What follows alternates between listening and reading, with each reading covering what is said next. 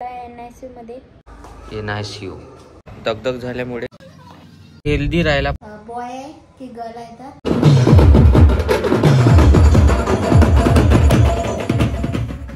Hello guys, good morning.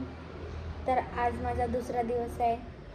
माझं C-सेक्शन मधून delivery झालेली आहे आणि बेबी पण खूप छान आहे. पण त्याला काचेत ठेवलेलं आहे NICU मध्ये. तर त्याला उद्या म्हणजे मी जाणार आहे तिकडे.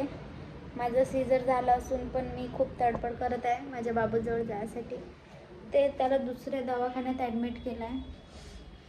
तर आज थोडंसं पेन कमी आहे आणि मी चालायला पण लागले. खूप लवकर रिकवर होत आहे बाळाजवळ जायसाठी. तर आता थोड्या वेळात मी वैभव येणार आहे. तर त्याची तब्येत खूप खराब आहे. इकडं तिकडे 2-2 दवाखान्यात तेच पूर्ण मॅनेज करत आहे, म्हणून तब्येत खराब झाली. तर आता सलाईन घेऊन येत आहे म्हणते. तर बघू काय होते. तर मित्रांनो, थोडी खूप दगदग झाल्यामुळे आमचे इथचे भट सर आहे, त्यांच्याकडे मी दवाखान्यात आलेलो आहे. तर आता त्यांनी सलाईन वगैरे दिली आहे. तर त्याने ठीक होऊन जाईल म्हणे आणि काही गोळ्या दिल्या आहेत, हे खावं लागेल. झोप नाही झाली आणि दगदग झाली, त्यामुळं असं झालं. तर पाहू. मित्रांनो, आता सलाईन लावणार आहे, तर सलाईन लावून घेतो.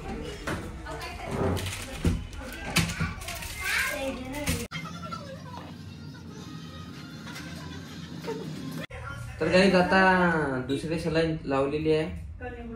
आता यांना पण चांगलं होईल. थोडंसं मध्ये जोशी कमजोरी होती, तर एकच तरी वाटत होतं, अंग दुखत होतं. तर आता खूप थोडं बरं वाटत आहे, डोकं पण उतरलं आहे. मित्रांनो, तर तुम्ही कमेंट करत आहे की मुलगा झाला की मुलगी.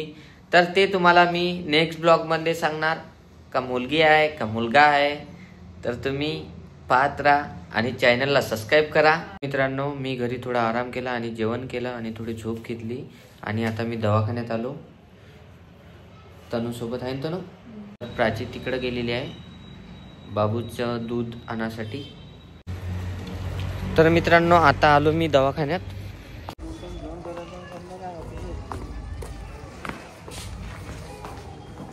बाबूसाठी दूध घेऊन आलो.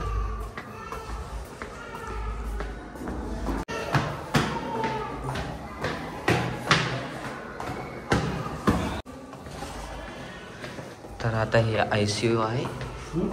हां, NICU. तर इथं दूध द्यावं लागते. बाबू अंदर आहे. तर डबल आता मी दूध आणण्यासाठी चाललो.